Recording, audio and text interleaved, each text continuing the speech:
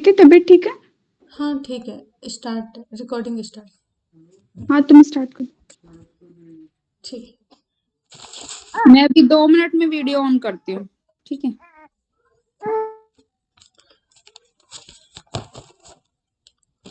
तो आज का हमारा टॉपिक है सेक्स एजुकेशन। तो आजकल ये देखने को मिल रहा है जितने भी बच्चे हैं वो आजकल इंडिपेंडेंट होते जा रहे हैं। मतलब उनको इस तरीके की एजुकेशन मिल रही है, वो धीरे धीरे इंडिपेंडेंट हो रहे हैं, वो अपना डिसीजन खुद ले रहे हैं। लेकिन कहीं ना कहीं मतलब जो पेरेंट्स हैं वो इस चीज में मतलब फेल होते दिख रहे हैं कि वो बच्चों को एक सेक्स एजुकेशन देने में मतलब उतना सक्षम नहीं है। वो खुद को मतलब नहीं बता पा रहे हैं कि गुड टच क्या है, बैड टच क्या है। तो इस चीज में वो पेरेंट्स जो है वो फेल हो रहे हैं। तो आज हम इसमें यही जानेंगे कि मतलब सेक्स एजुकेशन किस तरीके से हमारे मतलब जो टीनेजर्स हैं या चिल्ड्रंस हैं उनके लिए क्यों रिक्वायर्ड है, इसकी क्यों इसकी रिक्वायरमेंट है। फिर किस मतलब जो एक एज एज मतलब है कि किस एज में किस तरीके की एजुकेशन हमें दी जानी चाहिए, सेक्स एजुकेशन। और फिर इसके क्या है, और फिर मतलब इसमें पेरेंट्स का क्या रोल होना चाहिए, इसमें टीचर्स का या गवर्नमेंट का क्या रोल होना चाहिए, इन सब पे आज हम चर्चा करेंगे।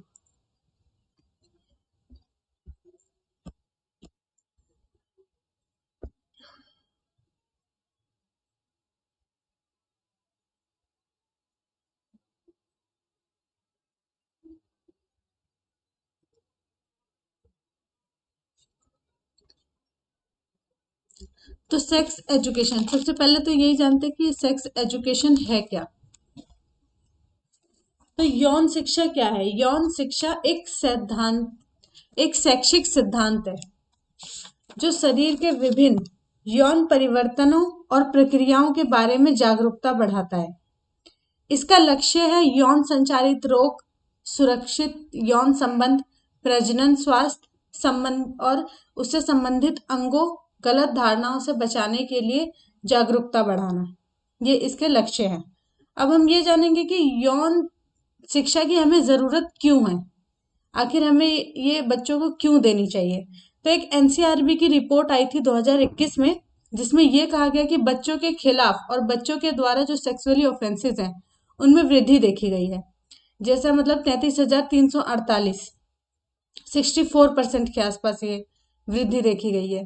और एक स्टडी थी Indian minister of women and children development की, उसमें कुछ मतलब 12,000 के आसपास के बच्चों का और ते दो ढाई हजार के आसपास के यंग एडल्ट बच्चों का इंटरव्यू लिया गया, जिसमें 53% स्टूडेंट्स ने एक्सेप्ट किया इस चीज को कि 5 से 12 साल की उम्र में उनके साथ सेक्सुअली अब्यूज किया गया है। वो उसका कोई विरोध नहीं कर पाए। इसका क्या कारण हो सकता है कि वो विरोध नहीं कर पाए? कि उनको सेक्स एजुकेशन नहीं मिली थी। अगर उनको सेक्स एजुकेशन मिलती, गुड टच बैड टच के बारे में उन्हें पता होता, तो वो इस चीज पर बात कर पाते और अपने पेरेंट्स से इस चीज को बता पाते। और जो कि मतलब अगर इन सब का उनके कहीं ना कहीं मेंटल हेल्थ पे मतलब इफेक्ट हुआ है। उसके बाद हम देखते हैं एज अप्रोप्रिएट सेक्स एजुकेशन,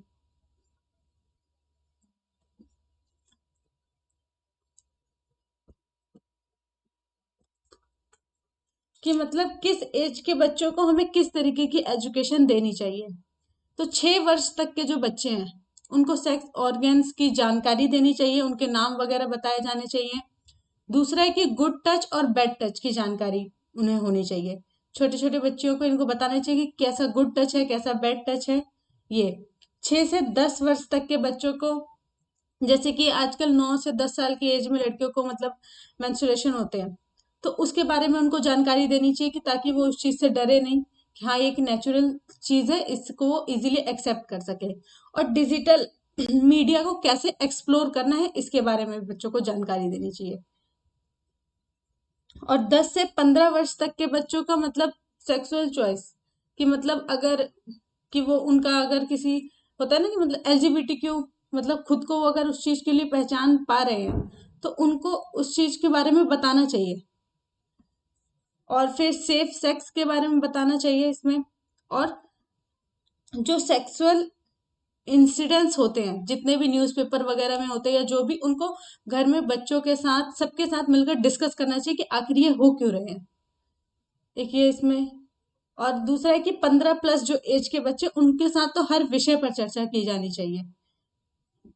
जितने भी मतलब इससे रिलेटेड जितने भी इश्यूज हैं या जो भी इससे रिलेटेड नॉलेज है, सब पे उनसे चर्चा की जानी चाहिए। उसके बाद हम देखेंगे कि सेक्स एजुकेशन के लाभ क्या क्या हैं।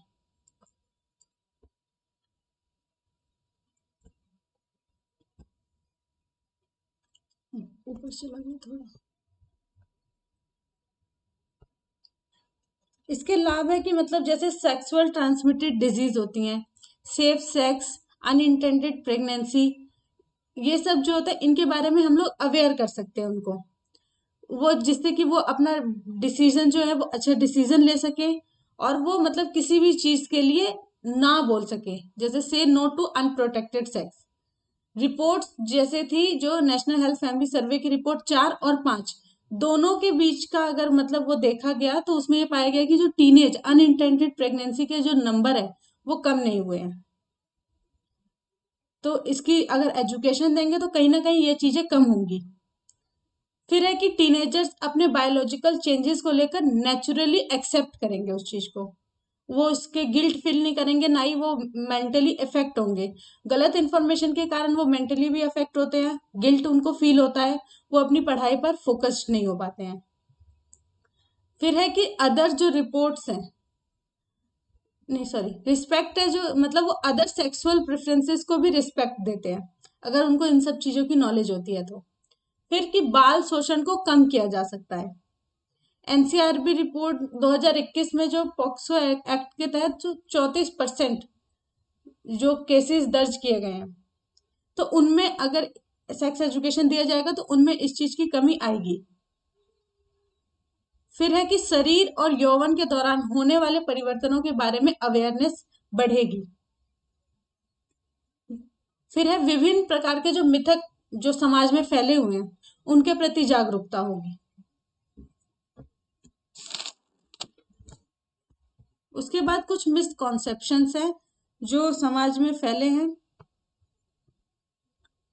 कि सेक्स एजुकेशन सिर्फ फीमेल्स को दी जानी चाहिए, कि मतलब उनके अंदर वो मेंस्ट्रुएशन फीमेल्स को होता है तो उनको इस चीज के बारे में अवेयर किया जाना चाहिए। लेकिन कुछ रिपोर्ट सजेस्ट करते हैं कि अगर सेक्स एजुकेशन मेल को देंगे तो जितने भी रेप केसेस है वो कम होंगे। उसके बाद जो मतलब बड़ी बड़ी कंपनियां हैं, मल्टीनेशनल कंपनीज, तो उन कुछ लोगों का कहना है कि उनकी सेल बढ़ाने के लिए गवर्नमेंट का मतलब एक षड्यंत्र है, कि वो मतलब उनके कॉन्डम्स या कॉन्ट्रासेप्टिव पिल्स जो है वो ज्यादा सेल हो सके, उनका बिजनेस बढ़िया हो सके। लेकिन इसमें है कि इनके कारण ही हम लोग सेफ सेक्स या अनइंटेंडेड प्रेगनेंसी को कम कर सकते हैं। उसके बाद इसमें कुछ चुनौतियां हैं कि मतलब इसको लागू करने के पीछे क्या क्या चुनौतियां हैं। तो रूढ़िवादी रवैया हमारे समाज का रूढ़िवादी रवैया है, इसको लोग अनैतिक मानते हैं, कि मतलब उनकी संस्कृति के खिलाफ है ये चीज। इसको मतलब खुले में इन सब चीजों के ऊपर बात करना वो अपनी संस्कृति या अपने धर्म या रीति रिवाजों के खिलाफ मानते हैं, तो जिससे कि कार्यक्रम जो भी है उनको लागू करना कठिन हो जाता है। फिर शिक्षकों को, शिक्षक जो है उनको शिक्षा नहीं दी गई कि वो किस तरीके से इस एजुकेशन को एक्सप्लोर करें, बच्चों के सामने इस एजुकेशन को रखें, किस तरीके से उनको इसकी शिक्षा दे। फिर है कि राज्यों का प्रतिरोध, कई राज्य हैं जो इसका प्रतिरोध करते हैं, वो इसको अनुचित या अनैतिक बताते हैं। उनका कहना है कि गलत सूचना या आधी अधूरी जानकारी की स्थिति पैदा होगी, ये उनका कहना है। उसके बाद अगर हम देखें कि इसमें सरकार की क्या क्या पहले हैं,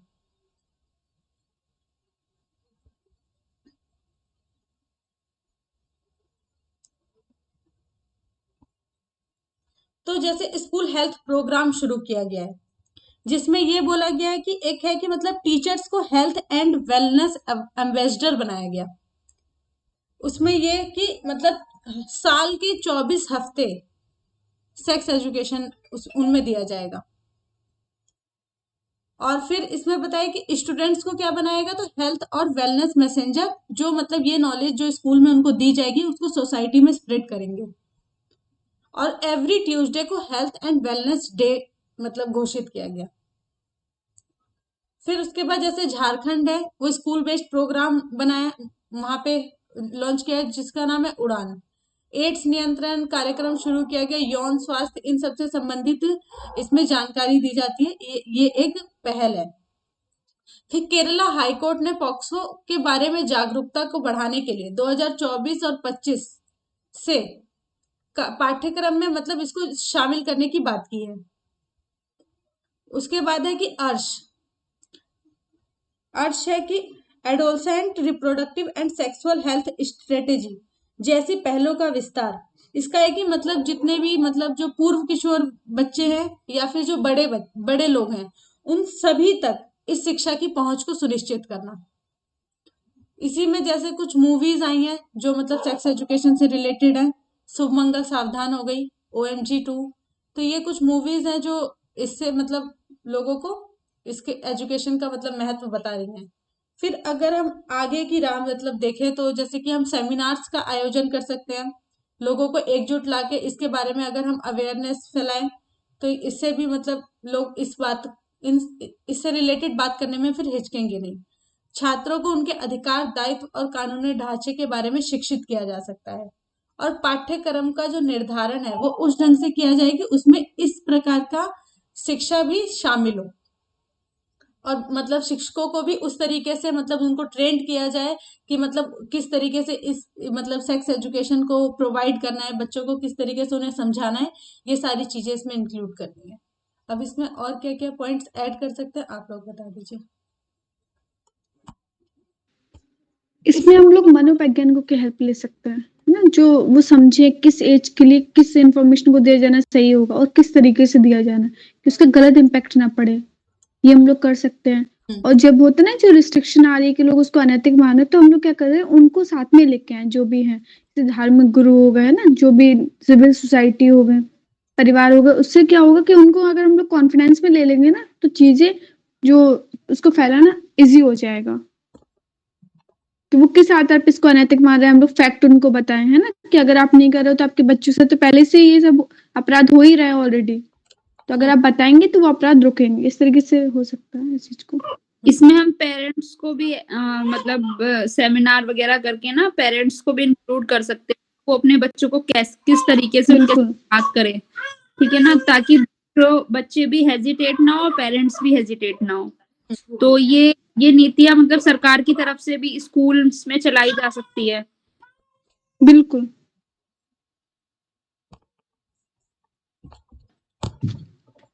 जैसे पहले एक प्रोग्राम आता था, सत्यमेव जयते करके आता था, याद हो किसी को, तो उसमें उन्होंने बच्चों को इसी तरीके से उन्होंने एक प्रोग्राम बनाया था, इसमें बताया गया था गुड टच और बैड टच के बारे में। तो ये हम लोग एग्जांपल ले सकते हैं कि ऑलरेडी फ्रेमवर्क बना हुआ है, तो हम उसको फॉलो करके देख सकते हैं। इससे काफी कमी आएगी उस रिलेटेड अपराधों में, बच्चों से रिलेटेड। बस ये कर सकते। तो ये टॉपिक हो गया, बाकी जो भी करंट से रिलेटेड इसमें जो भी रिपोर्ट्स वगैरह डाटा वगैरह आएगा वो इसमें इंक्लूड करते रहेंगे हम लोग।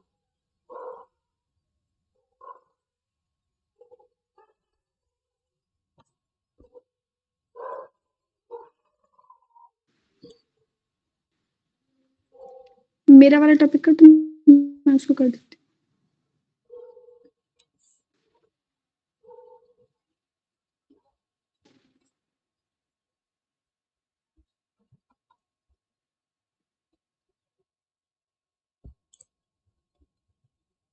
कर रहे हैं, वो थोड़ा स्लो हो गया लैपटॉप।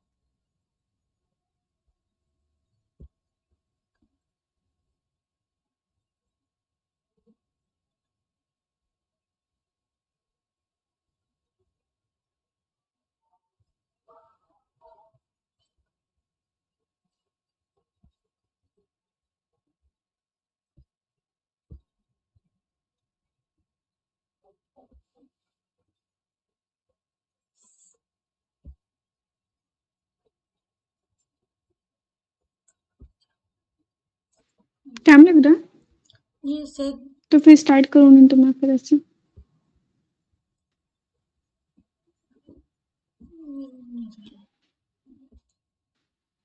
प्रीति एक मिनट हो गया।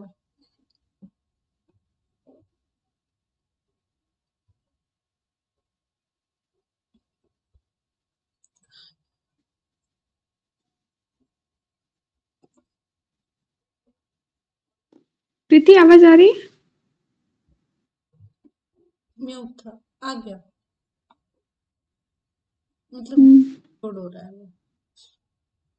ओके ओके, तो हम लोग स्टार्ट करते हैं। तो इसमें हम लोग क्या करेंगे, जो शिक्षा व्यवस्था है ना, ये ऐसे के पर्पज से मैंने किया है, ऐसे एंड प्रीलिम्स के पर्पज से है ये, है ना, कि इसमें जब क्वेश्चन पूछ लेते हैं वो लोग शिक्षा व्यवस्था किस प्रकार रही है ना, पूरा हम लोगों को बताना है कैसे उसका विकास हुआ है। तो उसको हम लोग एक बार देख लेंगे। उसको बांटा है प्राचीन में, मध्यकाल में और आधुनिक काल में, कि प्राचीन काल में किस प्रकार की व्यवस्था रही है, फिर मध्यकाल में, फिर आधुनिक काल में, फिर हम लोग उसको क्रोनोलॉजिकल ऑर्डर में ऐसे में सेट कर सकते हैं। ठीक है, तो हम लोग बात करते हैं प्राचीन काल की। तो प्राचीन काल में ज्यादातर क्या होता था, गुरुकुल प्रणाली चलती थी, है ना। जैसे हम लोग देखते भी हैं, हम लोग रामायण देखते हैं या फिर महाभारत वाले सीन देखते हैं, तो देखते थे गुरु के पास जाते थे, है ना, सभी बच्चे, चाहे वो राजा का हो या गरीब का हो, वहां पे सब बराबर रहते थे। फिर वहां पे उनके गुरु के सानिध्य में ही वो लोग शिक्षा ग्रहण करते थे। ठीक है, वहां पे आवासीय व्यवस्था होती थी, वहीं पे बच्चे रुकते थे, उनको धर्म का, दर्शन का, है ना, शास्त्रों का और जितने भी कलाएं हैं उनका ज्ञान दिया जाता था। ठीक है, वैदिक साहित्य पढ़ाया जाता था, इसके अंतर्गत वेद, है ना, उपनिषद, ब्राह्मण, दर्शन, स्मृतियां, इन सबकी शिक्षा दी जाती थी। ठीक है, फिर हम लोग इसको कंपैरिजन करके देखेंगे कि पहले किस प्रकार की शिक्षण व्यवस्था थी, है ना, कैसे टीचिंग मेथड अपनाए जाते थे, है ना।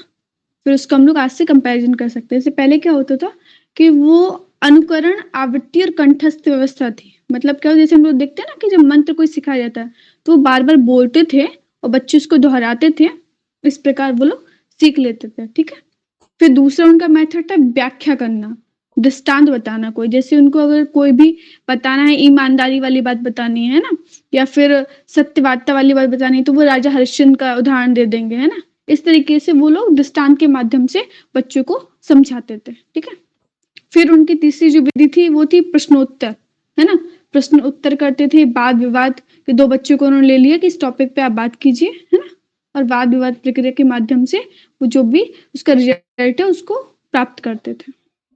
ठीक है, फिर जो चौथी विधि कौन सी थी, उसमें थी प्रदर्शन और अभ्यास विधि, कि उन्होंने टॉपिक बता दिया है, जैसे धनुर्विद्या सिखा दी है, तो आपको उस पे, जैसे उसमें दिखाया गया कि अर्जुन से बोलते थे और सभी पांडव लोगों से, कौरवों से, कि आप इस, ये चिड़िया है, उसकी आंख पे निशान लगाइए, है ना। तो तीसरी जो चौथी विधि थी वो थी कि आप प्रदर्शन करके दिखाइए जो भी आपने सीखा है। ठीक है, फिर पांचवी विधि थी श्रवण और मनन, आप सुनिए और फिर मनन कीजिए, आपने क्या सीखा है, थोड़ी देर ध्यान लगाइए, है ना, उसके फिर विचार विमर्श कीजिए, इसके द्वारा ये शिक्षा प्राप्त की जाती थी। ठीक है प्रीति, ठीक है, ओके। हाँ, फिर हम लोग बात करते हैं जो कुछ इंपॉर्टेंट वहाँ के संस्थान हुए हैं प्राचीन काल में, उनकी बात करते हैं। ठीक है, फिर जैसे पहला सबसे इम्पोर्टेंट है वो तक्षशिला, है ना, जो गांधार राज्य की राजधानी थी, वहीं पे था ये, है ना, जिसमें कई सारे ऐसे संस्कृत, बौद्ध शिक्षा, चिकित्सा से रिलेटेड हो या फिर पॉलिटिक्स हो, आयुर्वेदा, शिल्प, सैन्य शिक्षा, खगोल विज्ञान, सबकी शिक्षा दी जाती थी। ठीक है, यहाँ के जो प्रमुख आचार्य थे वो थे पाणिनि, है ना, कौटिल्य, चरक, ये प्रमुख आचार्य थे और देश विदेश से लोग यहाँ पे शिक्षा ग्रहण करने आते थे। ठीक है, फिर और कौन कौन से थे, जैसे नालंदा विश्वविद्यालय सबसे ज्यादा इम्पोर्टेंट है ना, वहां से, यहाँ भी कई सारे विदेशों से लोग आते थे, जापान, चाइना, इंडोनेशिया, है ना, फारस, तुर्की, मतलब सभी जगह से हमारे यहाँ पे शिक्षा ग्रहण करने आते थे। इससे हम लोग समझ सकते हैं कि जो प्राचीन काल था उसमें हमारी शिक्षा का स्तर कितना उच्च था, है ना।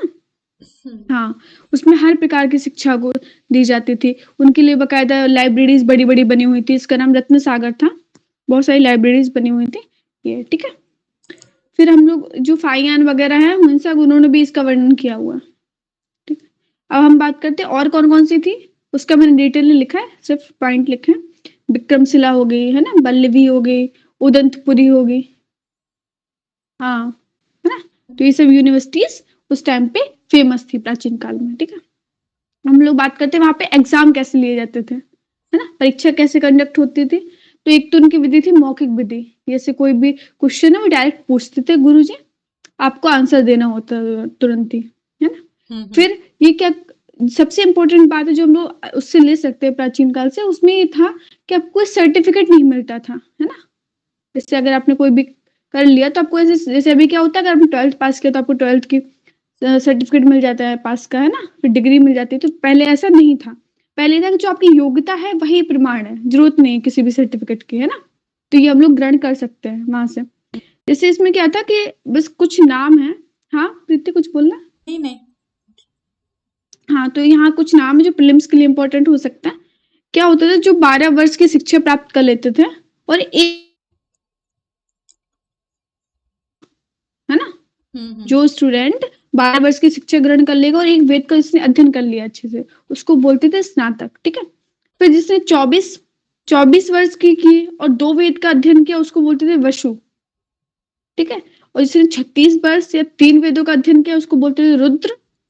और 48 वर्ष और 4 वेदों का जिसने अध्ययन कर लिया उसको बोलते थे आदित्य। ठीक है। ये प्रीलिम्स के लिए इम्पोर्टेंट हो सकता है हमारे लिए। हम बात करते हैं जो शिक्षक है ना, शिक्षक के प्रकारों की बात करते हैं ना। कई सारे नाम हम लोग देखने को मिलते, जैसे आचार्य है ना। तो आचार्य क्या होते थे, उन शिक्षकों को बोला जाता था जो बिना शुल्क लिए बच्चों को पढ़ाते थे, उनको हम लोग आचार्य बोलते थे। ठीक है, वेद पढ़ाते थे। और जो उपाध्याय टीचर होते थे वो शुल्क लेते थे, है ना, और फिर बच्चों को पढ़ाते थे। उसमें हमको वर्ड गुरु भी मिलते हैं, है ना। गुरु थे वो गृहस्थ जीवन में होते थे और उसी के साथ ही बच्चों को मतलब पढ़ाते थे और उसका मतलब मूल्य भी लेते थे। ठीक है, ये सब कुछ मिलते हैं। और भी 2-3 है लेकिन मैंने इंपॉर्टेंट ही लिखे हैं ना, जो शिक्षकों के प्रकार थे। ये सबसे इम्पोर्टेंट है कि वहां पे शिक्षा का उद्देश्य क्या होता था, है ना। जैसे अभी हम लोग देखते हैं कि अभी अगर वर्तमान में बात की जाए तो कोशिश की जाती है कि ऐसी शिक्षा बस जॉब मिल जाए बच्चों को, है ना। जिसने जॉब पा ली वो अच्छे मतलब शिक्षित है और जिसको नहीं मिली वो नहीं है ना, जोर नहीं दिया जाता। हाँ, तो इसमें पहले क्या था, वहां पे शिक्षा का ये नहीं, शिक्षा का ये था कि आपको चरित्र का निर्माण, उद्देश्य उसका चरित्र निर्माण होता था, है ना। आप किस प्रकार सर्वांगीण विकास कर पा रहे हो अपना, है ना, चौरमुखी विकास कर पा रहे हो, है ना। आपको अपने कर्तव्य, हाँ, मूल्य परक शिक्षा, आप अपने कर्तव्यों का ज्ञान कर पा रहे हो कि नहीं। जैसे एज अ बेटे आपका क्या रोल है ना, एज अ किंग आपका क्या रोल है ना। तो जितने भी आपके रोल हैं वो उसका आपको ज्ञान होना चाहिए ना। जितने भी नैतिक शिक्षा है उनको प्राथमिकता दी जाती थी प्राचीन काल में। अब हम बात करते हैं मध्यकाल की। ठीक है, मध्यकाल की बात करें तो जब पहले का शासन, जब पाल, सेन, पृथ्वी, राष्ट्रकूट, चोल आए हैं, उसके टाइम पाल को हमको पता है कि पाल लोगों ने कई सारी यूनिवर्सिटीज बनवाई थी, है ना। उदंतपुरी, विक्रमशिला, धर्मपाल ने बनवाई थी, है ना। तो ये सारी यूनिवर्सिटीज बनवाई थी। फिर उसके बाद जब सल्तनत काल आता है ना, उसमें जैसे उसके पहले गजनबी आते हैं, मोहम्मद गौरी, ये जो हमारी यूनिवर्सिटीज थी उसको काफी क्षति पहुंचाते हैं ना, शिक्षण संस्थान उनको काफी क्षति पहुंचती है। ठीक है, हम बात करते हुए सल्तनत काल में कैसे शिक्षा थी, उसमें जो भी पश्चिम की जो भाषाएं थी उनका फिर प्रभुत्व बढ़ता है, जैसे अरबी है ना, फारसी, उर्दू, इन सब में इन सब के जो ग्रंथ थे उनका अध्ययन मतलब ज्यादा होता है। फिर जैसे मुस्लिम शिक्षण संस्थान जो थे वो मस्जिदों से अटैच होते थे और फिर शिक्षा दी जाती थी। ठीक है, इसमें जो भी इस्लामिक सिद्धांत थे उनको पढ़ाया जाता था, है ना। नियम, सामाजिक परंपराएं उनको बारे में थी। और जो इस टाइम की शिक्षा थी उसको राज्यों का संरक्षण प्राप्त था। ठीक है, फिर मुस्लिम शासक थे वो भी कई सारे मदरसे बनवाते थे, है ना, लाइब्रेरीज बनवाते थे इससे हो सके। उस टाइम भी हम देखते हैं धार्मिक शिक्षाएं भी थी, है ना, व्यवसायिक, तकनीकी शिक्षा, इन सब पे भी जोर दिया है ना। गणित, ज्यामिति, खगोल विज्ञान, भौतिकी, दर्शन, इतिहास, साहित्य, इन सब के अध्ययन पे भी मध्यकाल में भी रहा है ना। लेकिन औरंगजेब के टाइम के बाद फिर क्या होता है, इन सब चीजों में ज्यादा जोर नहीं हो पाता है ना। जैसे मुगल काल का पतन होने लगता है ना, शिक्षा पे भी ऐसा देखने को मिलता है ना। फिर हम लोग बात करते हैं आधुनिक भारत की, है ना। यूरोपीय की जो आगमन हुआ है ना, फिर जब अंग्रेजों का अच्छे से स्टैब्लिश हो जाते हैं ना, तो वो फिर कैसे परिवर्तन लाते हैं उसको देखते हैं। ठीक है, हमको सबसे मतलब पहले देखते जो इम्पोर्टेंट इवेंट है वो है 1813। ठीक है, 1813 में हम लोग को पता है कि ये प्रावधान किया गया था कि शिक्षा पे 1 लाख रुपए खर्च किए जाएंगे, है ना। वो होते नहीं खर्च, लेकिन इस पे प्रावधान किया गया था। ठीक है, तो ये जो इम्पोर्टेंट मैंने इवेंट लिखी है प्रीलिम्स के लिए ज्यादा इम्पोर्टेंट है। ठीक है, क्योंकि मैंने इसमें डिटेलिंग नहीं की है, क्योंकि ये हम लोगों को मिल जाएगा जब हिस्ट्री जो है उसमें स्पेक्ट्रम में ये सब मिल जाएंगी रिपोर्ट्स वगैरह, है ना। क्योंकि अगर वो करते हैं बहुत ज्यादा हो जाते हैं उसमें, एक ही जो आयोग बना है एक भी रिपोर्ट, उसमें काफी सारे पॉइंट्स हैं। ठीक है, तो वो शिक्षा पे 1 लाख खर्च किया गया। फिर 1823 में एल्फिंस्टन की रिपोर्ट आई थी, है ना, शिक्षा संबंधी। फिर 1835 का बहुत इंपॉर्टेंट है मैकाले रिपोर्ट। कहा भी जाता है कि मैकाले ने मूलभूत परिवर्तन लाया है ना हमारी व्यवस्था में, कि उसने पाश्चात्यकरण इसका कर दिया है। वो चाहता था कि जो भी भारतीय हो वो दिमाग से अंग्रेज हो, है ना? हाँ इस तरीके से उसने प्रभाव बढ़ाने की कोशिश की थी।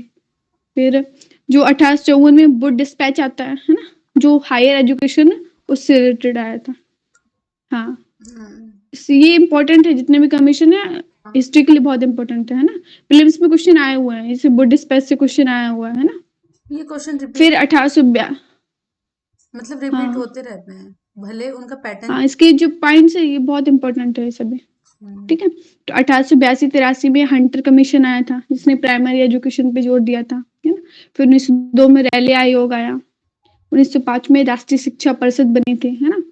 1917 में सैडलर कमीशन आया था, जिसने भी विश्वविद्यालय शिक्षा पे बात की थी। ठीक है, फिर 1929 में हार्टोग समिति बनी थी, जिसने भी प्राइमरी एजुकेशन पे बात की थी। ठीक है, फिर 1934 में सप्रू कमेटी बनी थी, जिसने इसको जो प्रमुख प्रावधान ये था कि किस प्रकार बेरोजगारी के कारण क्या है उसकी जांच करने के लिए बनी थी। ठीक है, फिर 1937 में वर्धा योजना आती है, ये इंपॉर्टेंट है क्योंकि इसमें गांधी जी ने अब किस प्रकार की शिक्षा होनी चाहिए उस पर इसमें चर्चा की गई है वर्धा योजना में। ठीक है, कि जैसे फ्री एजुकेशन होनी चाहिए, अनिवार्य होनी चाहिए एजुकेशन, है ना? उसमें मातृभाषा का प्रयोग होना चाहिए, ये सभी प्रावधान उसमें है। ठीक है, फिर 1944 में सार्जेंट योजना बनी थी, है ना? ये भी तुम्हारी प्राइमरी एजुकेशन से रिलेटेड थी। ओके, ये फिर हम बात करते हैं स्वतंत्रता के बाद कौन कौन से कमीशन बने, है ना? ये क्रोनोलॉजिकल ऑर्डर में से डिटेलिंग हिस्ट्री में पढ़ लेना। ओके, फिर पहला बना था वो था राधा कृष्णन आयोग, 1948 में बना था। इससे क्या क्या होनी चाहिए, इसमें यूनिवर्सिटीज में क्या क्या रिफॉर्म्स होनी चाहिए, कैसे मूल्यों को शामिल करना चाहिए, ये सब पॉइंट्स इसमें थे। ठीक है, फिर बना था 1952 में माध्यमिक शिक्षा आयोग। ओके, फिर ये जो अभी हम लोगों ने पढ़ा था कल, एनईपी पढ़ा था 1964-66 में कोठारी आयोग बना था, है ना? उसके आधार पे ही फिर जो पहली शिक्षा नीति है वो आती है 1968 में। ओके, फिर आचार्य राममूर्ति समिति बनी थी 1990 में। ये गणनाम समिति बनी थी 1993 में। लिंग दोष समिति बनी थी 2006 में। सैम पित्रोदा समिति बनी थी, ये भी 2006 में बनी थी। फिर 2011 में बनी थी अनिल काकोदकर समिति।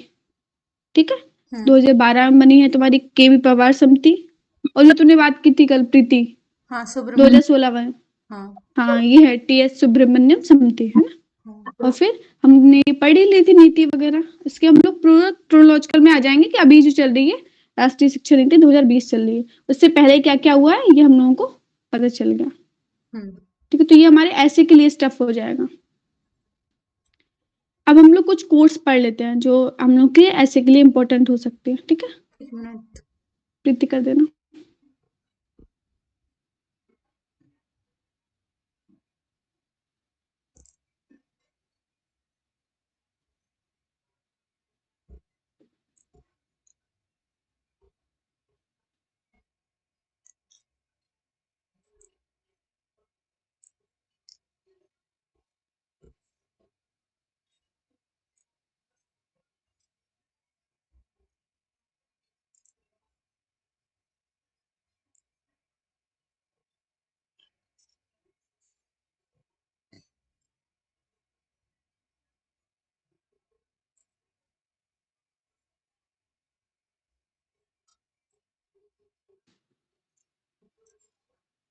शेयर हो रहा है,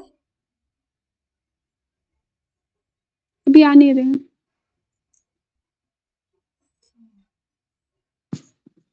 नेटवर्क इश्यू से आ गया। एक तो इसमें जो पहला है इसमें जो पहला है वो हम लोग डाल सकते हैं, नेल्सन मंडेला जी ने बोला था कि शिक्षा सबसे शक्तिशाली हथियार है ना, इसका आप पूरी दुनिया को बदलने के लिए कर सकते हो। जब भी अगर शिक्षा से रिलेटेड कोई भी ऐसे आ रहा है इसको हम लोग डाल सकते हैं ना ऐसे में। फिर है प्रीत्यागी करना,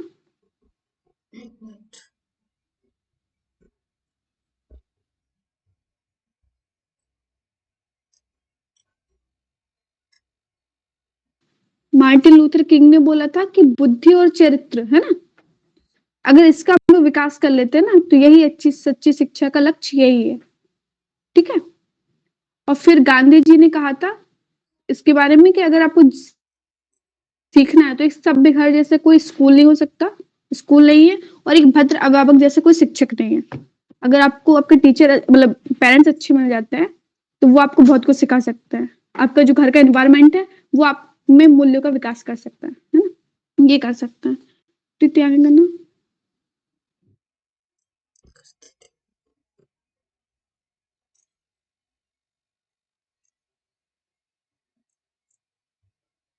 कर दिया आगे। म्यूट एक पोयम है वो हम लोग डाल सकते हैं। हाँ, शिक्षा तो है वह चित्रकार जो विद्या की तूली लेकर भावों की नूतन रंग से मानव का रूप सजाती है। कुछ पोयम्स डाल देंगे तो वो ऐसे में बीच में काम आ सकती है ना, कि शिक्षा क्या कर सकती है कि हम लोगों के पूरे मानव के जो भी अच्छे उसके रोल है ना, या फिर मानव का जो उद्देश्य है उसको पूरा करती है। और ये एक 5वां पॉइंट है कि शिक्षा अपने अज्ञान की प्रगतिशील खोज है ना।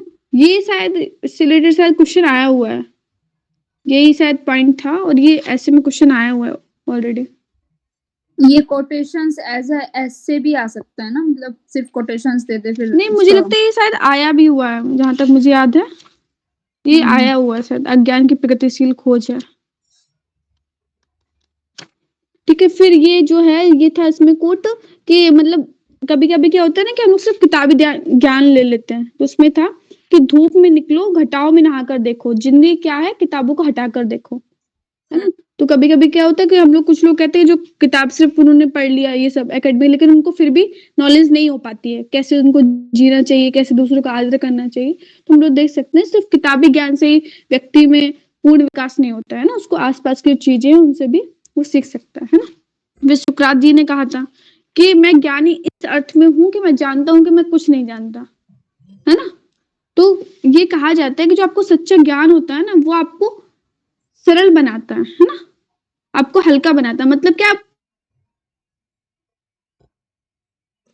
कुछ लोग होते हैं उनको थोड़ा कहते हैं अज्जल गगरी छिलकर जाए, तो ये होता है जिनको थोड़ा सा ज्ञान हो जाता है वो समझते हैं कि बहुत ज्यादा वो ज्ञानी हो गए। तो ये सुकरात का हम लोग कोटेशन याद रख सकते हैं कि ज्ञान जो है वो आप वास्तविक ज्ञान वही है जो आपको आपके अज्ञानता की बारे में जानकारी देता है, क्या वो कुछ भी नहीं आता है ना, ये हम लोग कह सकते हैं।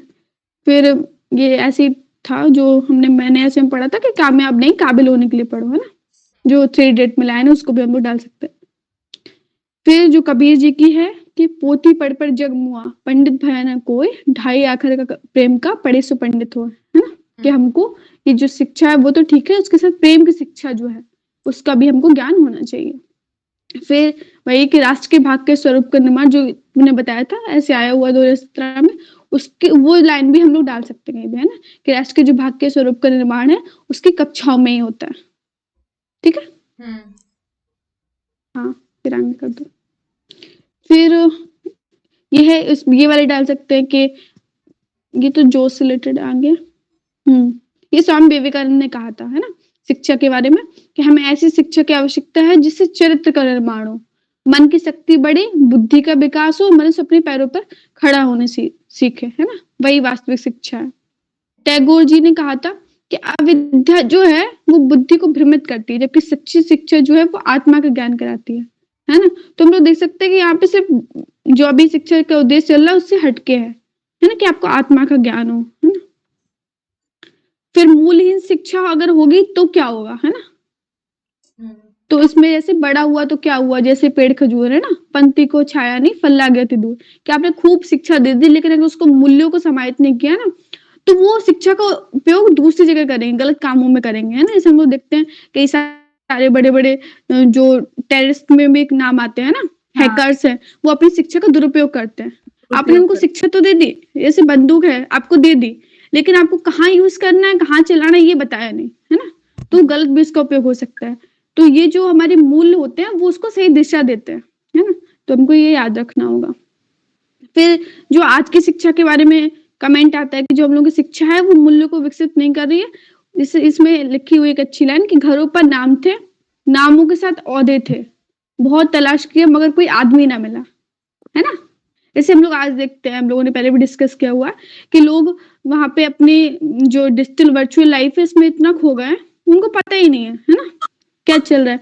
लोग मतलब एक्सीडेंट हो गया है ना, वो वीडियो बना रहे हैं बट उसकी मदद नहीं कर रहे हैं, है ना? तो हम लोग क्या शिक्षा दे पा रहे हैं? क्या ये सही है वास्तविक अर्थ में इसका यही उद्देश्य है क्या? तो ये नहीं है, ठीक है? ये हम लोग बोल सकते हैं। फिर उसी से रिलेटेड मानवता से रिलेटेड एक और कोट है कि इंसानियत की रोशनी गुम हो गई है कहाँ? साए हैं आदमी के, अब आदमी है कहाँ, है ना? आवाज नहीं आ रही है? आ रही है। कुछ बोल रहे हैं? जी। ओके, ठीक है। फिर वही उसी के से मानवता से रिलेटेड ही है, हर जगह हर तरफ बेशुमार आदमी, है ना? फिर भी तन्हाइयों का शिकार आदमी, सुबह से शाम तक बोझ ढोता हुआ खुद अपनी ही लाश का मजार आदमी, है ना?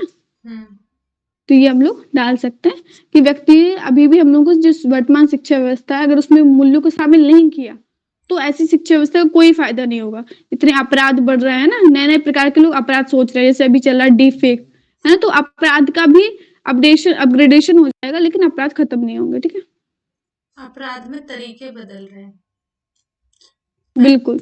मतलब अगर हम लोग मूल्यों को शामिल नहीं, हाँ होने लगी है। हर मतलब किसी का बिल्कुल तो उसका नेगेटिव भी है। बिल्कुल वही है ना कि हम लोग अगर उसको दिशा नहीं देंगे तो वो अपनी शिक्षा का दुरुपयोग करेंगे, है ना? जैसे खड़ा हूँ आज भी रोटी के 4 हर्फ लिए, सवाल है किताबों ने क्या दिया, धुआं बनाकर फिजा में उड़ा दिया मुझे, मैं जल रहा हूँ। ये सर ने बताया था कोट, उसको हम लोग लिख सकते हैं, ठीक है?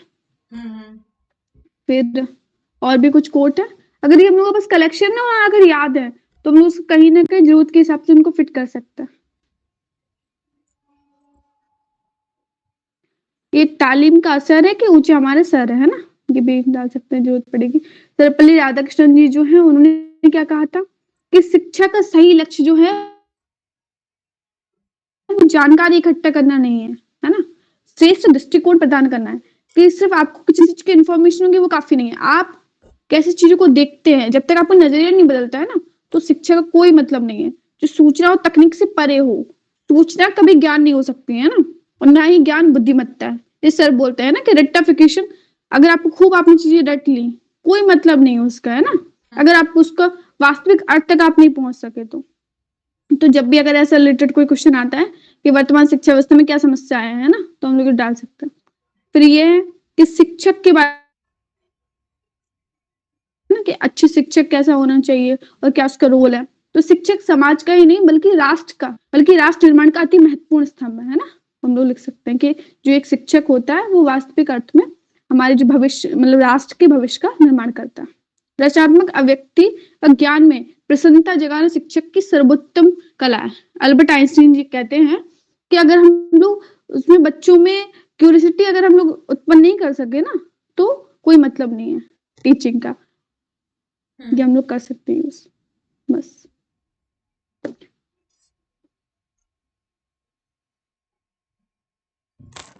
ठीक है। कोई इसमें मतलब प्रॉब्लम हो कुछ? नहीं, इसमें तो कोई प्रॉब्लम नहीं है। हाँ, जो ओडिशा मॉडल था ना वो पहले मैं बता नहीं पाई, इसमें पीडीएफ में है, देख लेना। ओडिशा मॉडल है वो हम लोग भी डाल सकते हैं ऐसे में उसको। हाँ कुछ मैंने लिखे हैं। हाँ प्रीति अब तुम कर लो। हाँ उसको तुम एक बार इसका कर लो मतलब रीड आउट। लिखना सीख लेना ही नहीं है, इसका मतलब है व्यक्तित्व विकास। इसके बिना मनुष्य उन्नति की चोटी पर नहीं पहुंच सकता। इसमें यही कि मूल्यहीन शिक्षा जो है उसका कोई अस्तित्व नहीं है, जब तक मतलब मूल्य परक शिक्षा ही है जो मतलब उसका जो बेहतर व्यक्तित्व के विकास में सहायक हो सकता है। फिर ये स्वेट मार्टिन का है, उसका है कि उसके बाद है ज्ञान स्वयं एक शक्ति है, फ्रांसिस बेकन।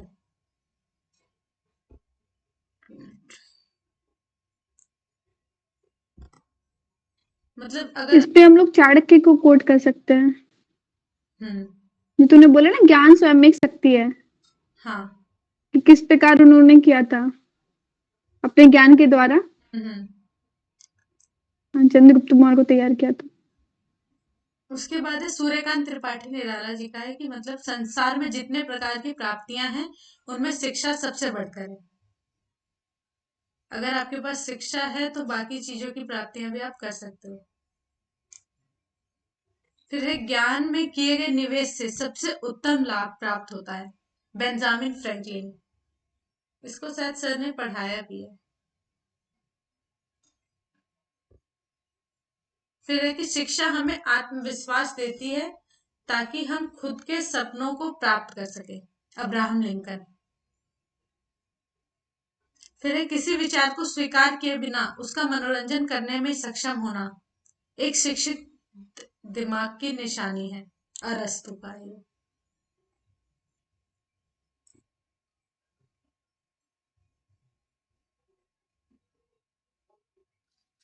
ठीक है। ठीक है, इतने ही कोर्स ओके, सभी। तो हम लोग कल जो थोड़े बहुत बच्चे हैं इससे रिलेटेड टॉपिक्स वो हो नहीं पाए हैं उनको कर लेंगे कंप्लीट, है ना? हाँ कर ठीक फिर है। उससे रिलेटेड कुछ फैक्ट कर लेंगे। एजुकेशन बस कल लास्ट होगा एजुकेशन से रिलेटेड। करेंगे, एजुकेशन वाले। फिर उससे रिलेटेड जो भी एसेज हैं उनको लिखने को कहेंगे, ठीक है? उनकी प्रैक्टिस कर लेंगे। एक ऐसे था, मतलब ये मैंने जो लिखा ना इसमें मुझे एक टॉपिक यौन शिक्षा की सार्थकता आया हुआ है इससे। ये आया हुआ है? हाँ, अब ये मुझे नहीं पता किस ईयर में आया, लेकिन आया। ओके, ये हम लोग का कल कंप्लीट हो जाए उसके बाद फिर ऐसे लिखते हैं हम लोग। हाँ हाँ अच्छा ठीक है। हाँ, उनका कुछ पूछना था? नहीं मैं आंसर राइट। यही तक एक होगा। ठीक है। प्रीति, हाँ अब पहले तुम क्लास ऑफ कर दो। हाँ रिकॉर्डिंग